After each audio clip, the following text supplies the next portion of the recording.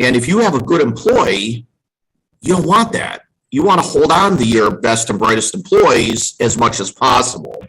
So with a dual career path, it allows employees to sort of veer off and either stay within their area of expertise and specialize a little bit more. If they're like, you know what, I don't want to be in charge of people. I don't want to be a manager or anything like that. I just want to work in my lab and do my work and be left alone. Okay, we can make that happen. If you're the kind of person that's like, yeah, you know, I've done all that technical stuff, but really I want to do more with people. I want to lead people. I want to be in charge of people. Okay, we can make that happen as well. So that's what this career path is all about. You see it more in science, medicine, engineering, those types of technical fields. So here's what a dual career path might look like. You have all of these job titles in the organizational hierarchy mapped out.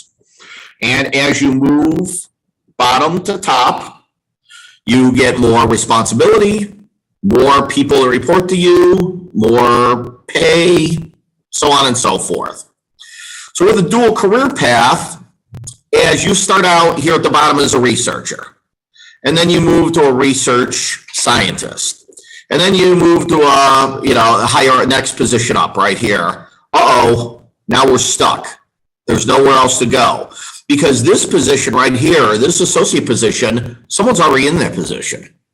And we're not creating two positions or multiple, however many we need. We're not adding one more. And we're not going to get rid of them to put you in that position. So what do? So we have this fork in the road here.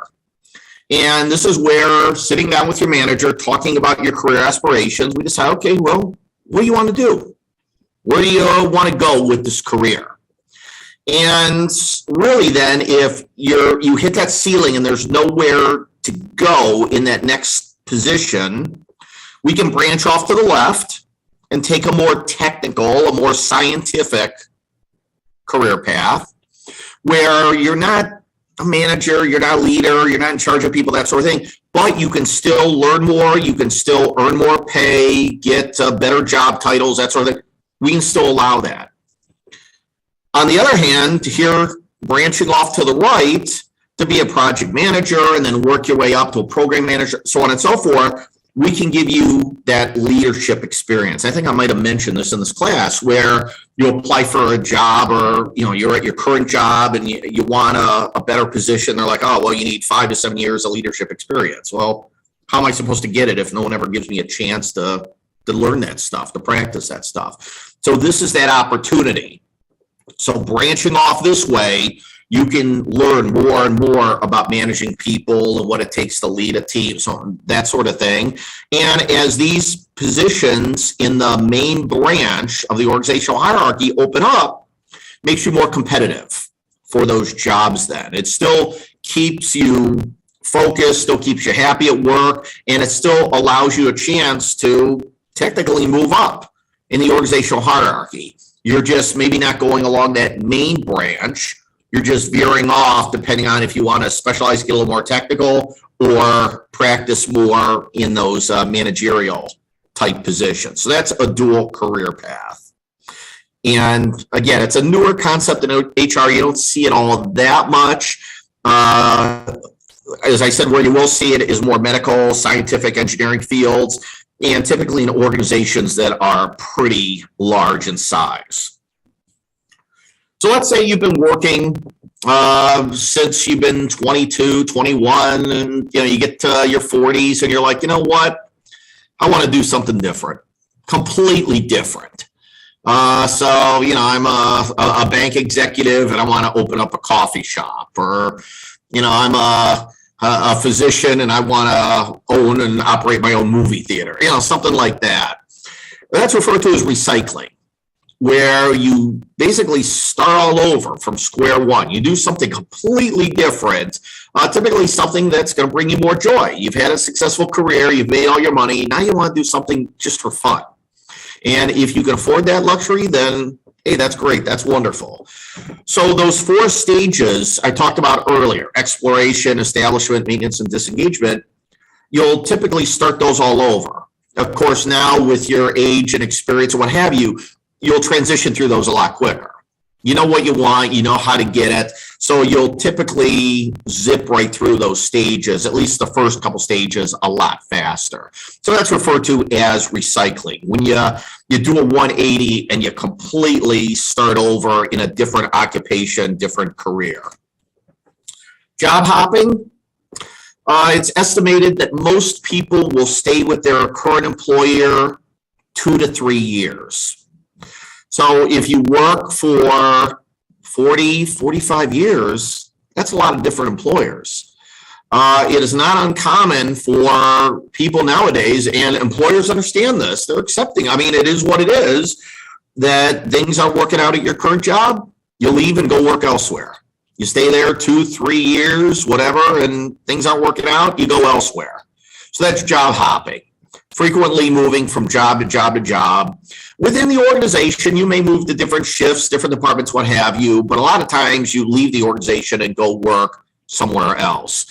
Back in the day, 40s, 50s, 60s, this was unheard of. This didn't happen, really. Nowadays, happens all the time. More often than not, when people start a new job, they're already looking ahead to their next job. They're already looking around to see what else is out there, what's available to them. So this is a practice that is a lot more common, a lot more accepted by both sides, employers and employees. Depending on the type of work you do, like me as a consultant, it's kind of hard to put together a resume or to explain to people exactly what I've done, the kind of projects I've done, the kind of clients I've worked for, that sort of thing.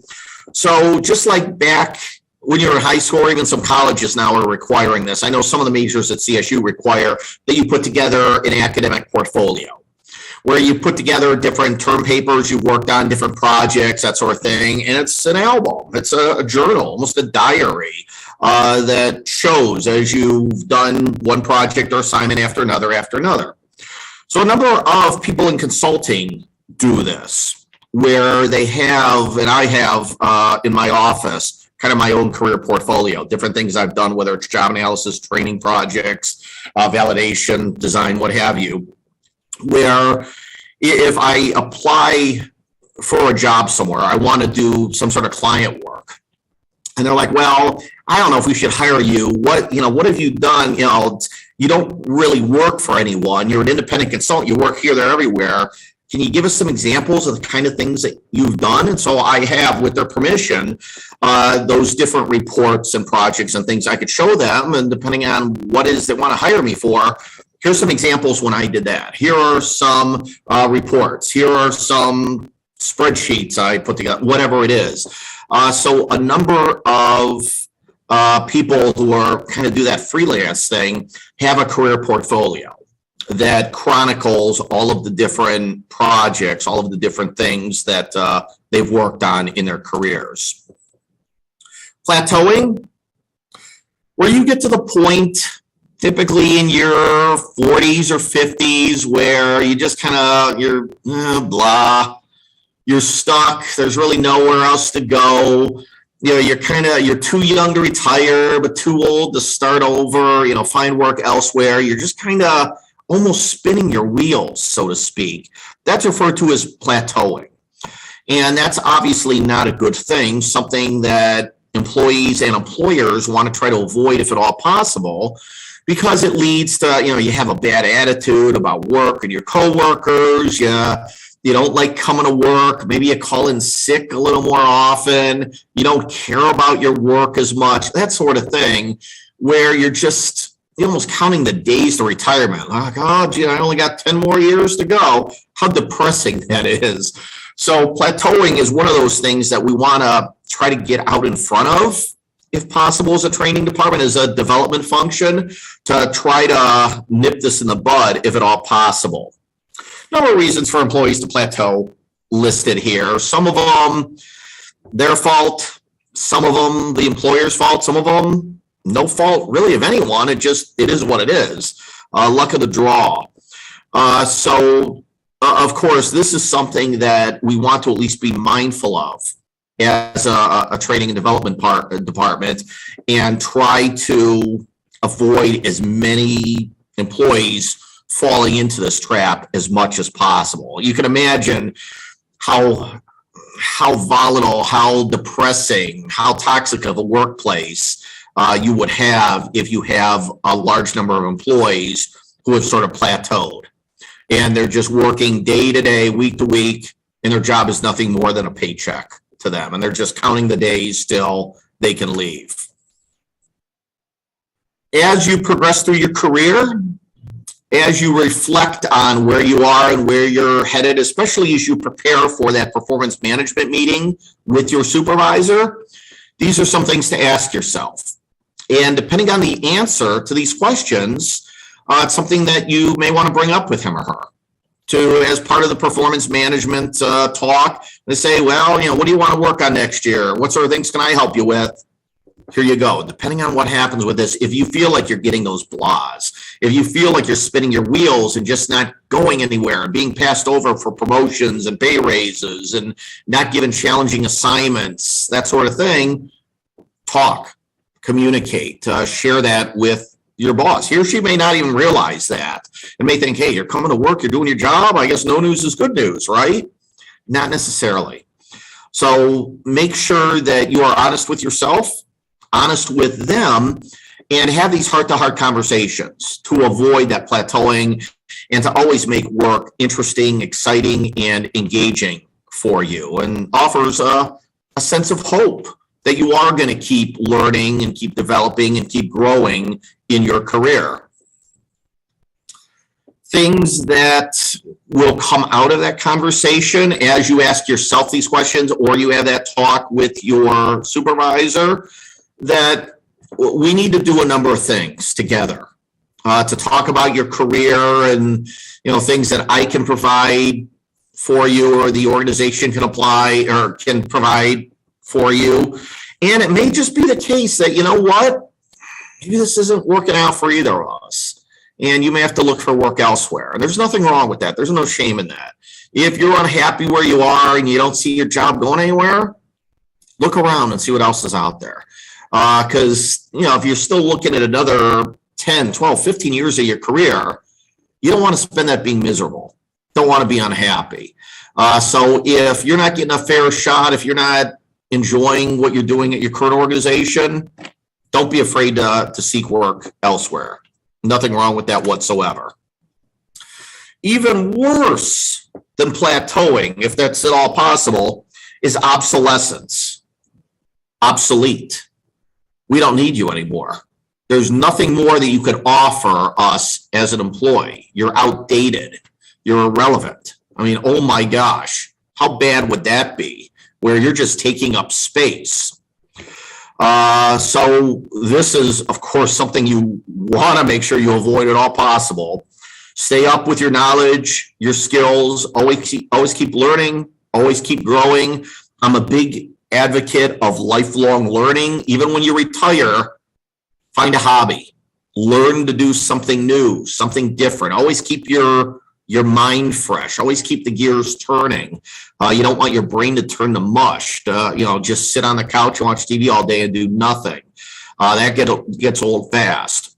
So you need, especially as a current employee, keep everything up to date with current fads, current trends in your occupation, in the industry, latest on technology, those sorts of things.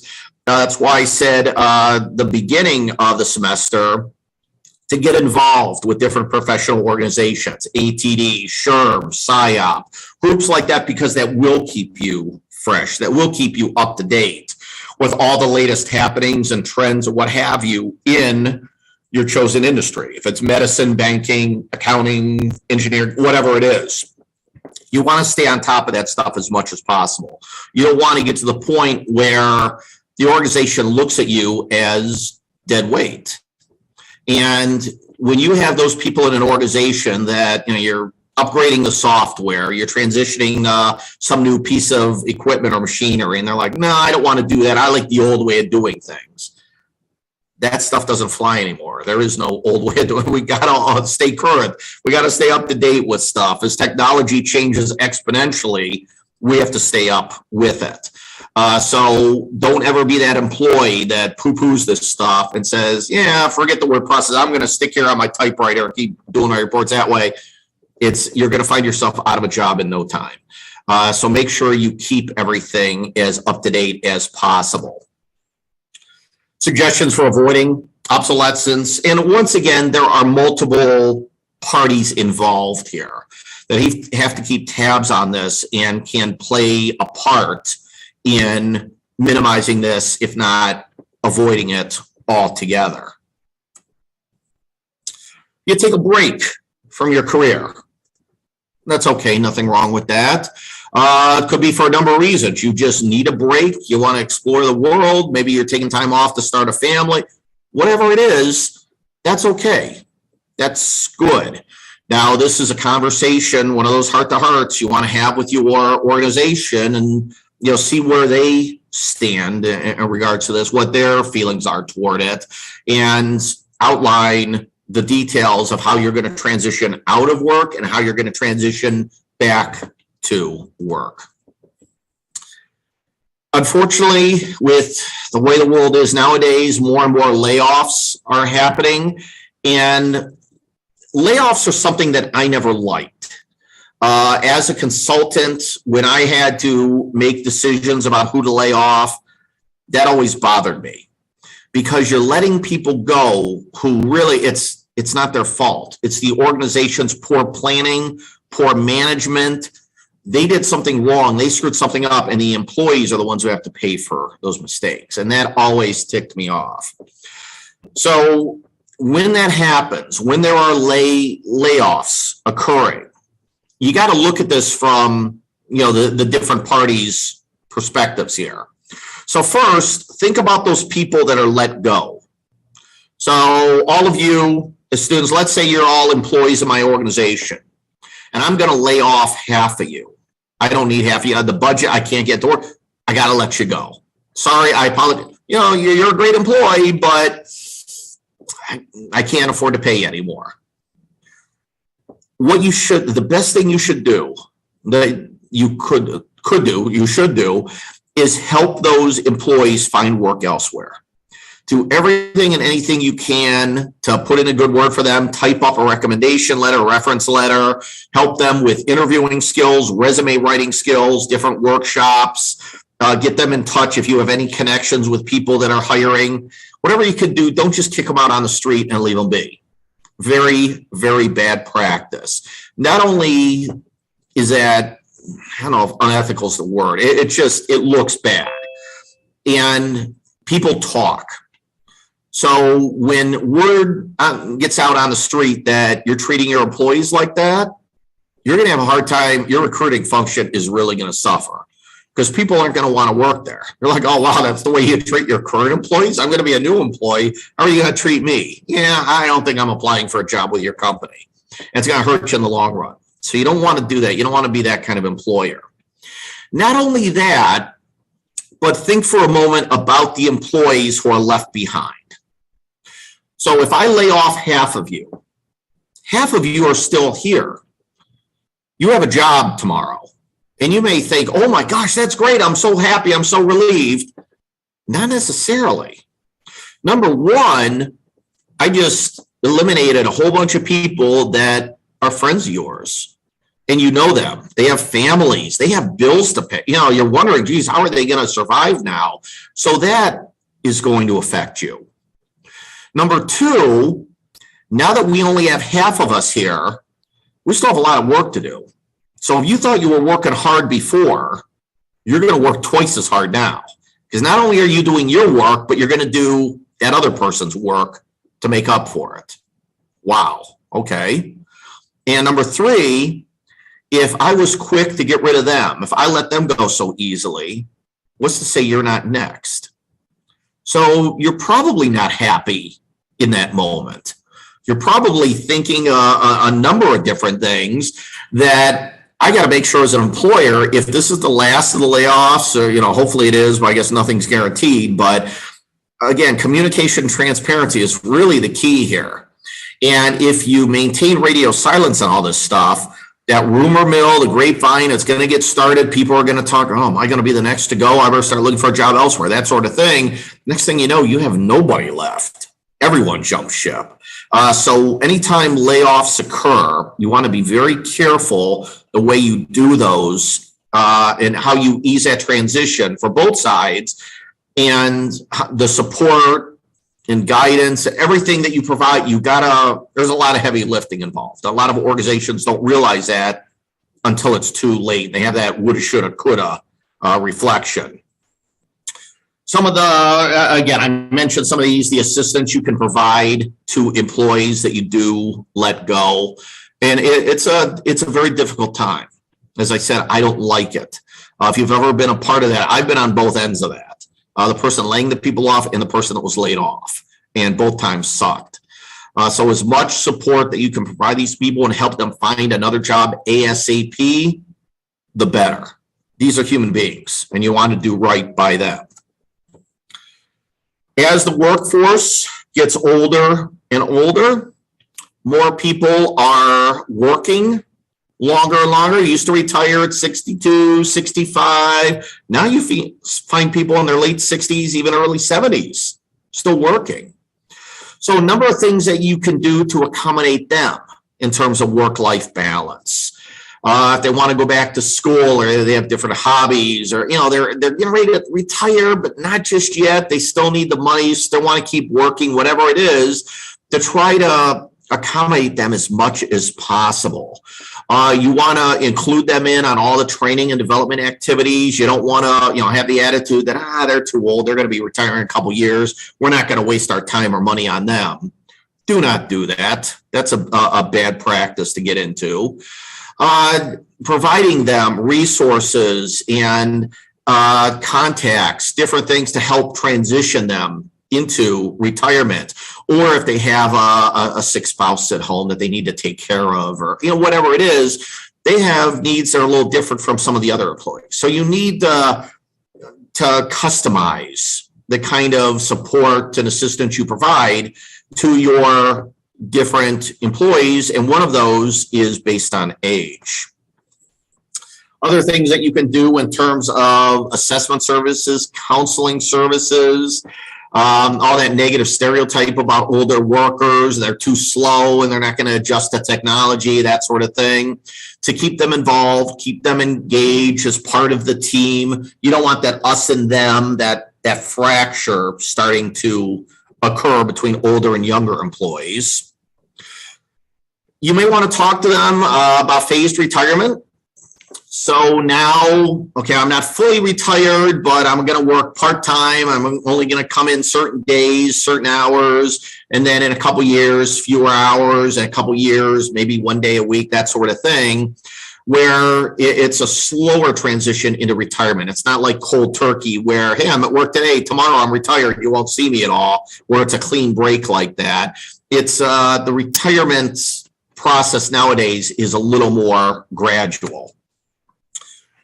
It's important, again, these heart-to-heart conversations. This is why that psychology degree for me really comes in handy, to have these talks with people about what they're going to do in retirement, what their plans are, what benefits they will receive upon retirement, what their pension looks like, if any, what they're going to do in terms of housing, medical care, so on and so forth. Have you thought about this?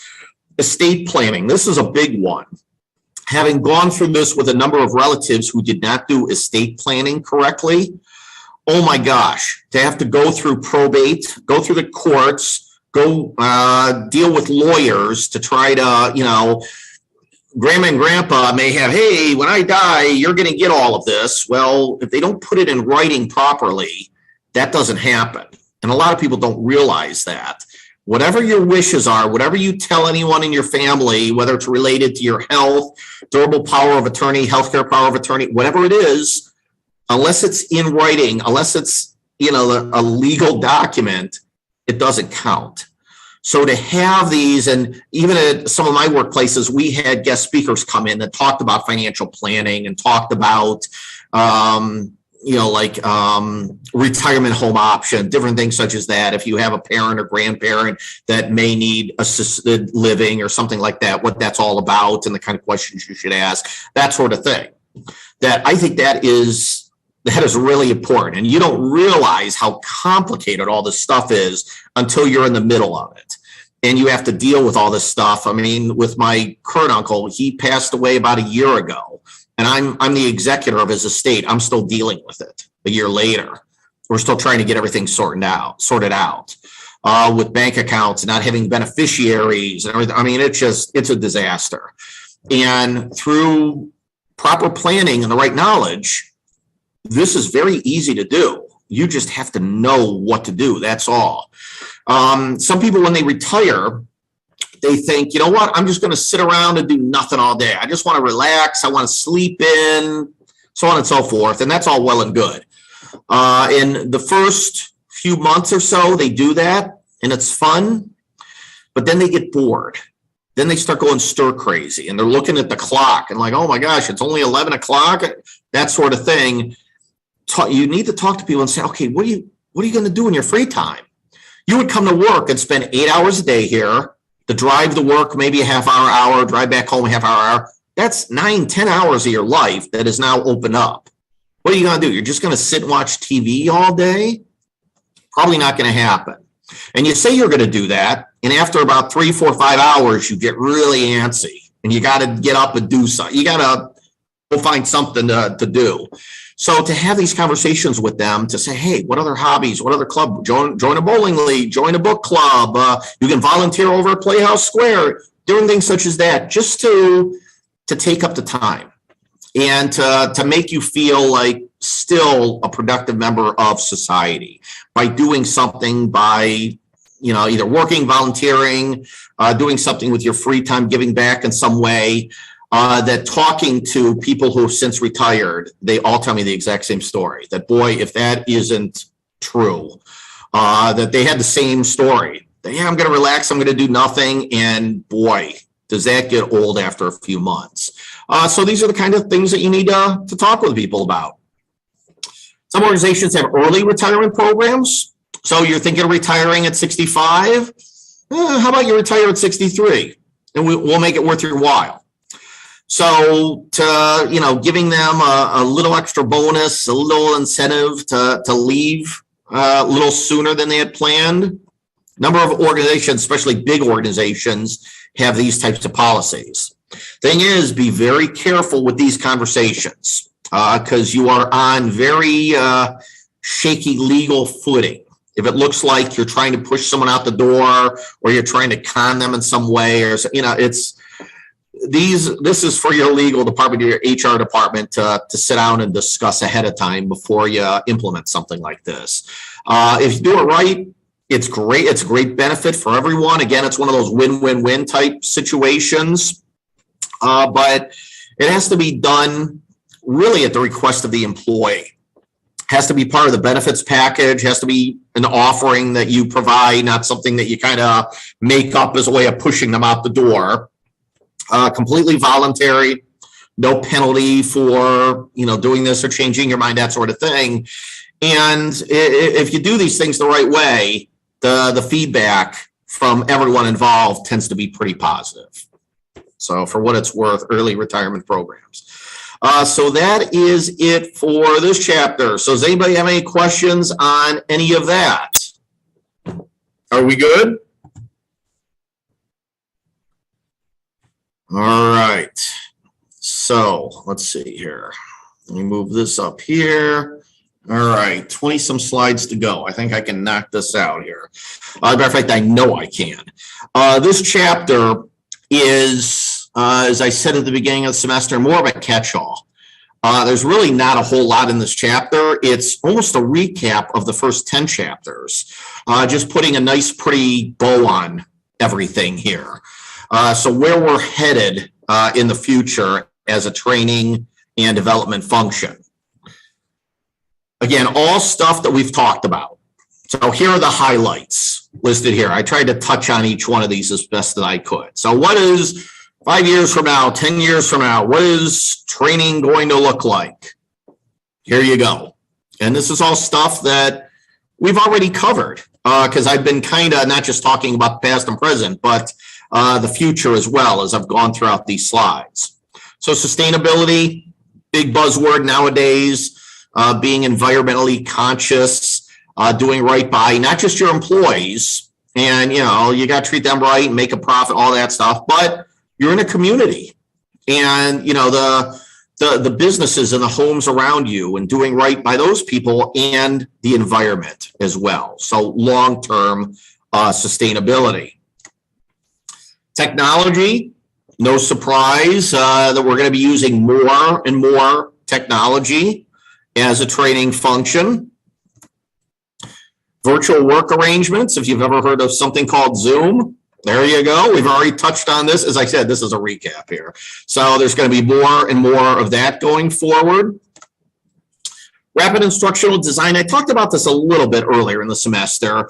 Basically, back when I was talking about that instructional system design, or that ADDIE model, where you had all of these different steps, and you go from step 1 to step 2 to step 3, you do your needs assessment and blah, blah, blah, all this stuff. Once you get good at training and development, you can start combining steps, you can start skipping steps, you can start doing 2 or 3 steps at the same time. Rapid instructional design, and this is something I could spend a good 6-8 hours just on this alone, how to do this. But in short, you get so good at what you do as a trainer that you can, do something that would take 12 hours in about 7 or 8. And you're not selling the client short. You're not giving them less of a product, anything like that. You're just better at your job. And you're able to multitask and do a number of things at one time, and figure out where you need to spend more time and money and where you can spend less time and money and still have the same outcome. So this is something that, as all of you get good with training, if you decide to stay in this field for the next 30, 40 years, you'll be doing more and more of this and knocking out these training programs in no time flat. So here, if I were to teach rapid instructional design, here are the things that we would cover. So these are some of the strategies, how people shave time and shave money off of their training initiatives. We also talked about this, intellectual capital. I keep stressing a knowledge culture, knowledge management, all of that. So I'm really big on learning, obviously. New positions, either a knowledge manager, a CLO, chief learning officer. You're going to see more and more of these jobs being advertised, that organizations are looking for people to manage all of this knowledge and to oversee the learning and development function and maintain it short-term and long-term. Obviously, with technology being what it is, a lot more collaboration, the web 2.0, and we've talked about that, where it's less of the static Google, type something in and look for a web page, but more of the interaction, the Twitter, the Facebook, Wikipedia, things such as that, where there's a back and forth and multiple people are contributing to something as part of the learning function and as part of knowledge sharing and interacting with each other. Embedded learning, again, with technology, that just in time or on-demand learning, where you need to know something, you need to look something up, and you could do it right there in the moment.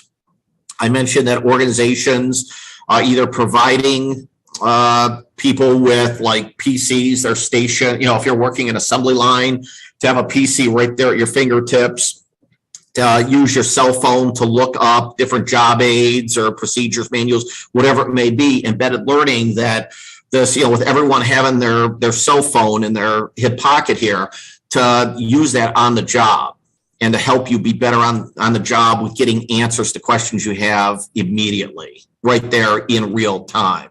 But of course, the technology, Wi-Fi, the bandwidth, all of that has to keep up with that. Social learning. Learning in teams. Organizations are moving more and more and more to team-based learning. So if you're one of those people, it's like, I like being by myself, I don't like working with other people, you might struggle a little bit, because organizations are more or less kind of keeping an arm's distance away from folks in terms of learning and say, well, talk to each other and learn from each other and figure it out from each other sort of thing.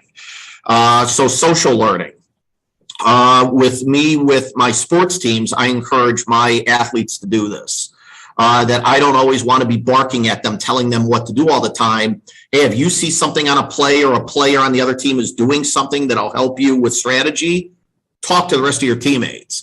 And you'll see, especially with baseball or softball, after an at-bat, my players will go up and talk to the next person in the on-deck circle. Here's what they're throwing. Here's what they're doing, that sort of thing. They're learning from each other, and they're helping each other out. So this is going to be more and more prevalent in organizations moving forward.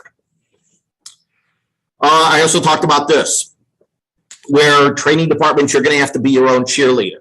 You're going to have to promote yourself, rah, all that good stuff. You're going to have to market yourself. You're going to have to show your worth, to prove your worth. And that's where all that Kirkpatrick evaluation, return on investment, all that stuff comes into play. The number of people see you as excess baggage, that you're more of a luxury, not a necessity. And you have to prove to them that, hell no, I am a necessity. You need me if you want to be successful. So you're going to have to do more of that. And a lot of that is tied into psychometrics. So the better you are with statistics and research and all that stuff, oh man, then you can really paint one heck of a picture for them that just wows people in your presentations.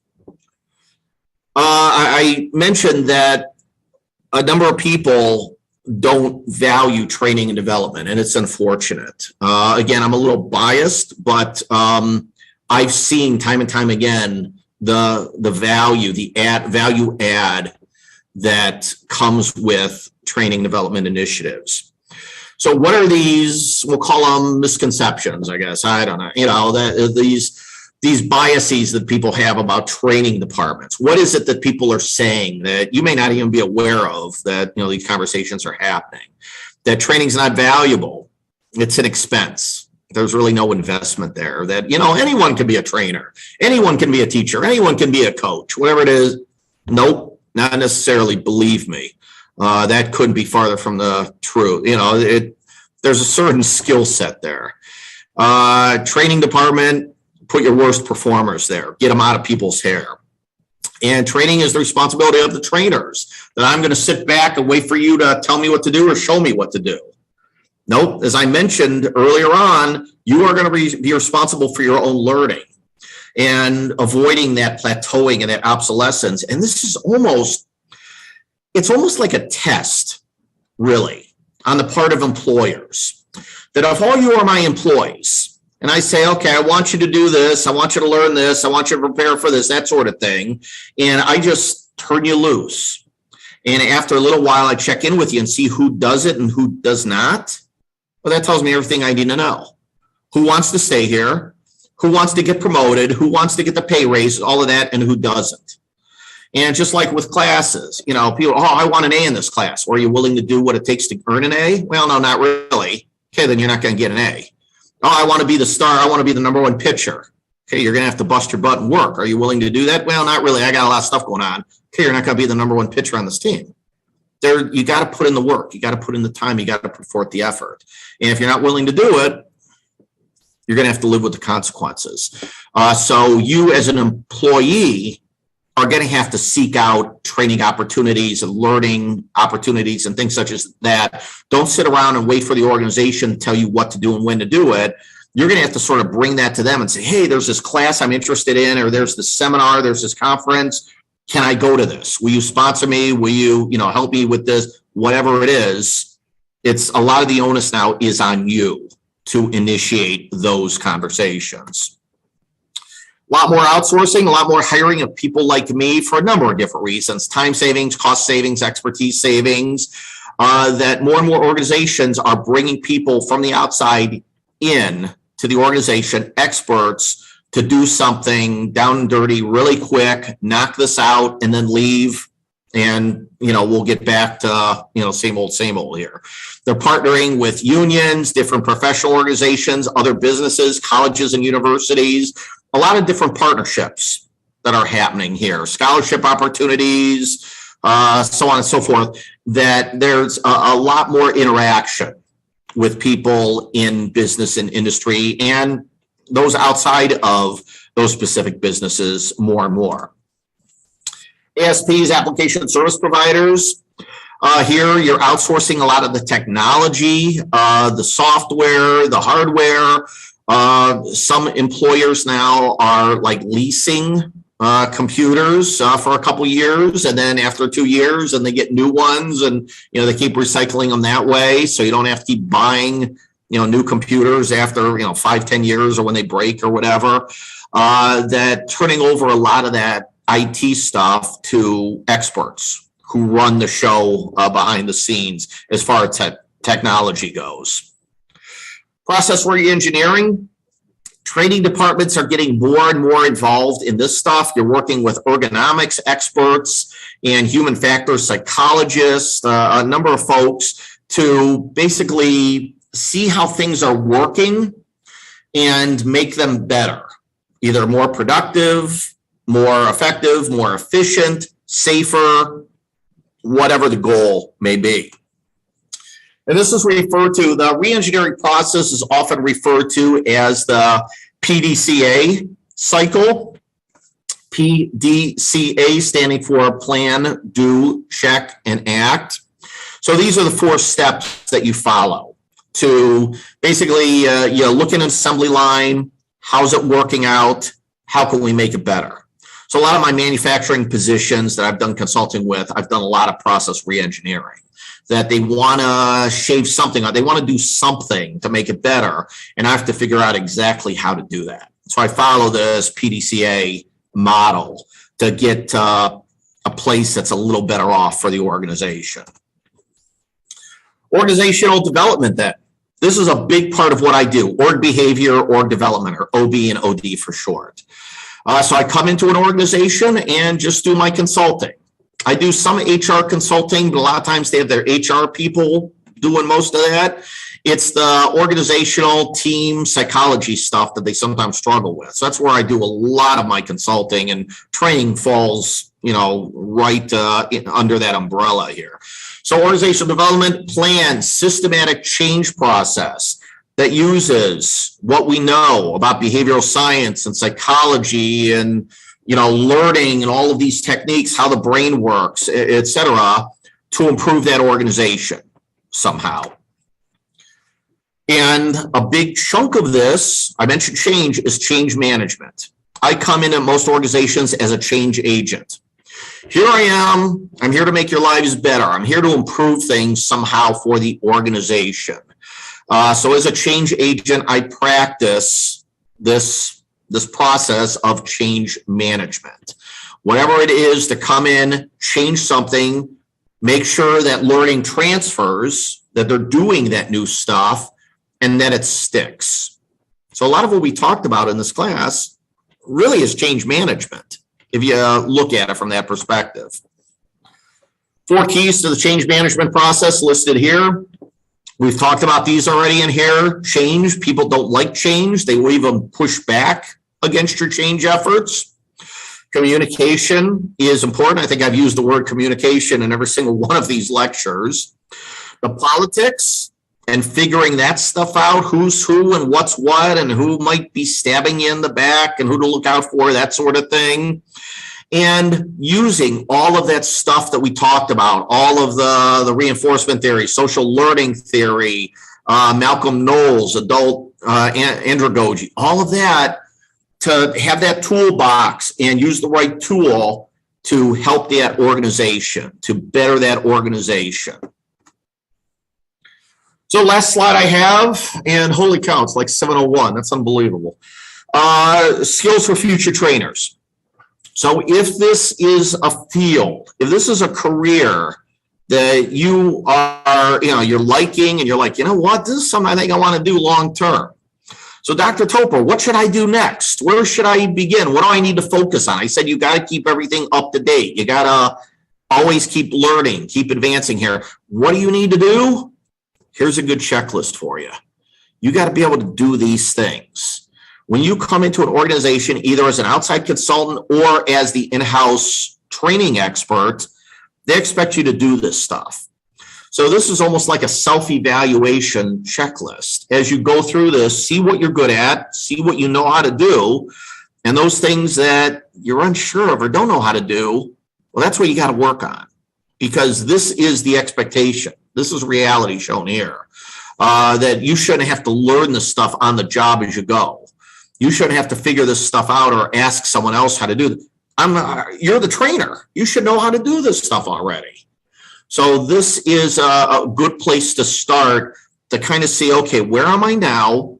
And to get where I want to be, what do I have to focus on?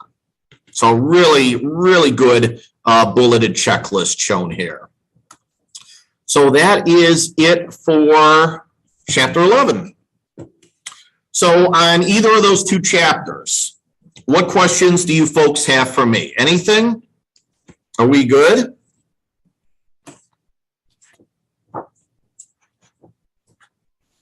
I hope you're still there. Maybe everyone nodded off. I don't know. I'm about ready to fall asleep myself here. As it stands now, I'm all out of material to cover. Now I can come up with more. I got a whole office full of books and worksheets. I can come up with lectures that'll, we could do this till the very last day of class here. But the way I see it, weather outside's getting nice. We only got a couple of weeks of actual class time left, that I figure we're just going to end it here. And we're good for the semester. Next week, we won't have class. So I want you during this time, Thursday, between 6 and 9, to get together with your teams, focus on your project. Again, we have no class. So you have 3 hours to get together and work on stuff, make these projects as good as you can make them. I set the bar very high for this class, so I do expect excellence here. If you have any questions, obviously contact me. As I said, I've been in touch with a lot of you on a regular basis, so keep that up. If we need to meet via Zoom, if you want me to come here in person, we can talk. Whatever help I can provide to you, I will. But next week's class, I want you to just focus on your training projects, nothing else. You have 3 hours to be laser focused on those, get together and wrap those up, because then those will be due the end of day Saturday. So Thursday, I'll give you a chance to go through them, talk through everything, cross your T's, dot your I's, turn them in Saturday. I'll try to turn them around as quickly as I can grading wise. Two of my classes, my org behavior classes, I'm grading their term papers right now. This weekend, my HR classes are turning in something, so then I got to grade those. So then once you turn yours in, hopefully I have some free time to then grade those. Then the only thing I have left to do to wrap up this class and all my other classes is program the exam into Blackboard. It's written, ready to go. I just haven't done any of the IT stuff with Blackboard yet, so I got to do that. So that'll be next week's class. You guys get together, 3 hours you have. I will leave you alone and you do your thing. If you need me to help, I will. But again, I'm not going to micromanage you. The following week, we won't have class. I want you to study for your final exam. You got the study guide. I told you all 60 items, they'll be on the exam within reason without telling you what the exact answer is. Go through the notes, textbook, do what you need to prep for that exam. And then that last week is final exam week. And technically, you're not supposed to be having any lectures during that week. I know some professors schedule lectures during that time. You should only be taking exams during that week. So I will definitely leave you alone during that week, unless you contact me with a question, obviously. But it's supposed to be more hands-off, and you just take your test and do well. That exam is obviously that weekend. Get all your other exams over with. Mine's probably the last one, and that's by design. So you have Friday, Saturday, Sunday to take that exam. Get it done.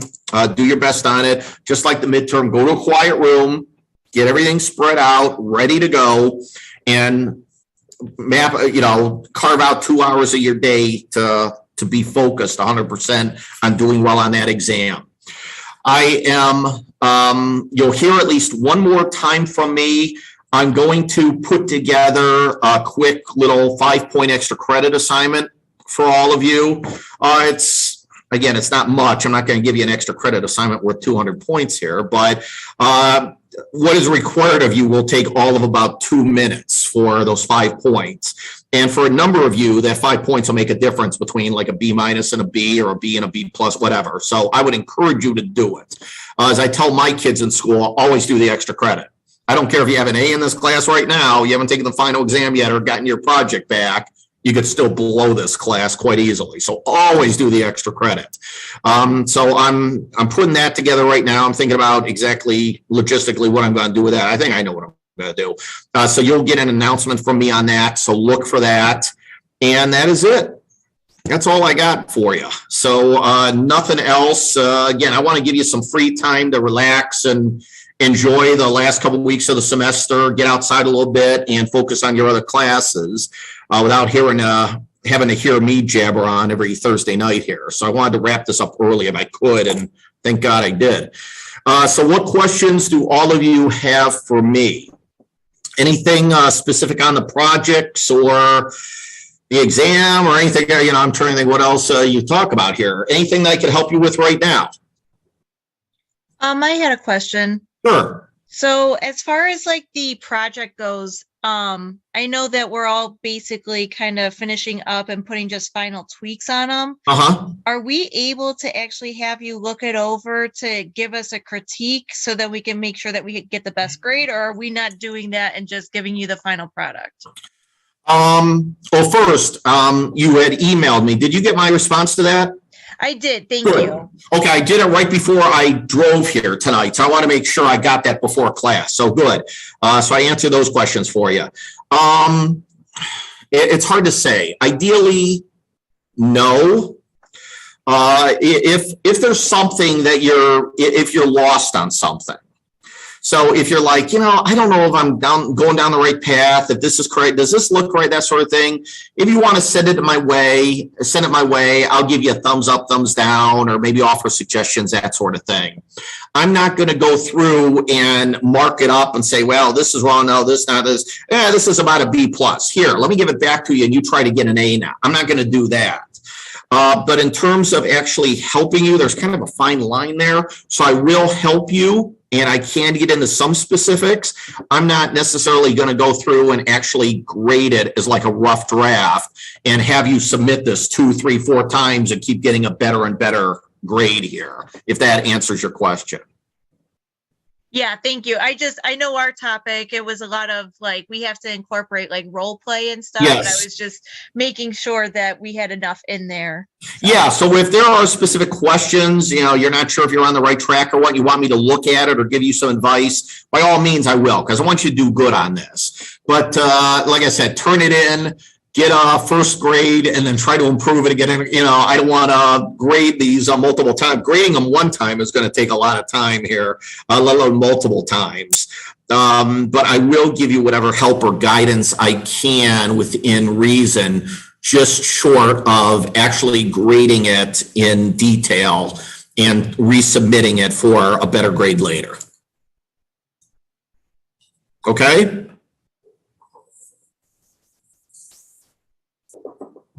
All right, what else? What else can I help you all with? Are we good? All right. Then I will take the silence as either you're good to go or you fell asleep, one or the other, or your internet went out or so, who knows? So I will let you go for tonight. Stay in touch with me. As you have questions or what, I know some of you I'll still be talking with, that's fine. That I do want to help you here. But I also, want to give you some freedom to kind of do your thing here too without bugging you too much. So contact me, as many of you have been, with questions. We're done with lectures, with formal lectures, but I am available. I've been emailing back and forth with you. I've had some Zoom meetings with some of you, some early morning, some late night, whatever your schedule will allow. Mine is pretty flexible. I try to put my students above everybody else. So I will ebb and flow with your schedules. So if there's anything that you need from me, let me know and we could talk. Otherwise, look for that extra credit assignment. It'll probably appear in a week or two once I write it up here. And that'll do it. And then get those training projects. Those are due in just over a week. So next week, Thursday, work on those together as a group. And then a couple of days later on Saturdays when those are due. And then you can just focus on your final exam for this class and all of your other final exams. So that without having that lecture will free up some time for that as well. So hopefully that'll help all of you. I want you to do good, not just in this class, but all your classes. So that is it for me. So we are done for this evening. So thanks a lot, everybody. I do appreciate it. And as always, you know how to reach me. Go through my Yahoo email address. That's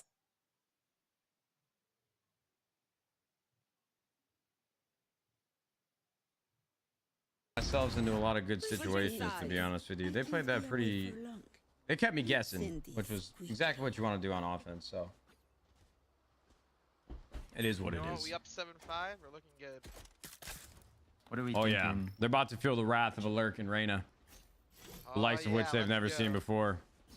Hey man, make that too. I'm gonna be off all over the map. Go in. I'll just go mid.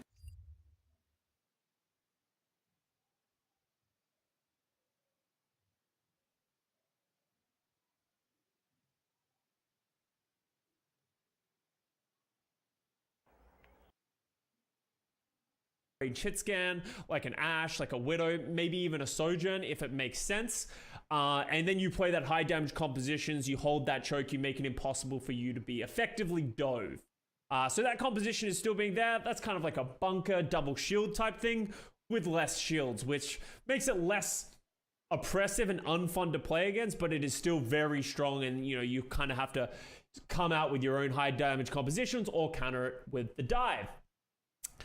The last composition, which is the one that I think is just like, it reminds me of the heart and soul of like Overwatch 1 dive in like 2016, 2017. It is the dive compositions, and we see some really interesting iterations of this. We've seen actually a lot of rise of Doomfist coming out into the meta. Doomfist, with his seismic slam, which actually he can jump in any direction, is able to jump effectively and move around the map very fast, and almost does like Winston-esque style of diving. So Doomfist has kind of replaced Winston. We don't see a lot of Winston, sometimes on like Gibraltar or Dorado, but for the most part, I've seen a lot more Doomfist being played in that role.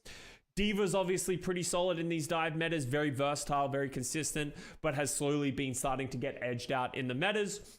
And then, you know, the dive heroes are the ones you would expect. Sombra has been strong, not super oppressive as some people might have speculated, but still quite strong.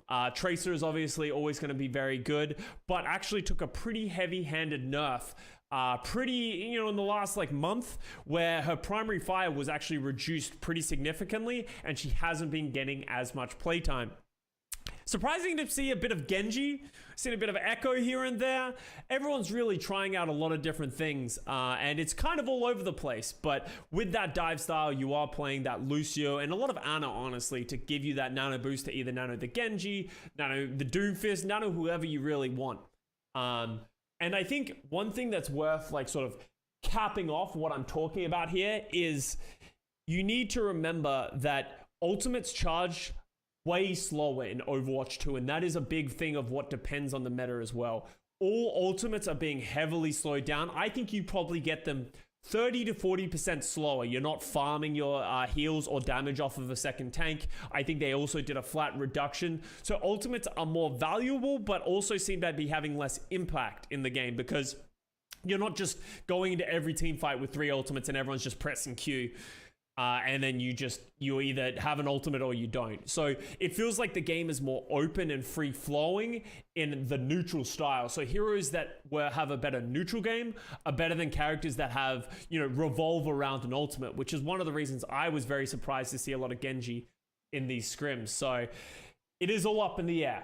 I didn't want to go too in depth about everything, about what to expect, all the little nitty gritty things, because, I want to keep these teams' secrets safe. And, in 2 weeks, we'll find it out ourselves. But I wanted to answer like a lot of the questions, like how is the game being played at this point? I hope I answered some of your questions. I hope you put B2. It's so much fun playing the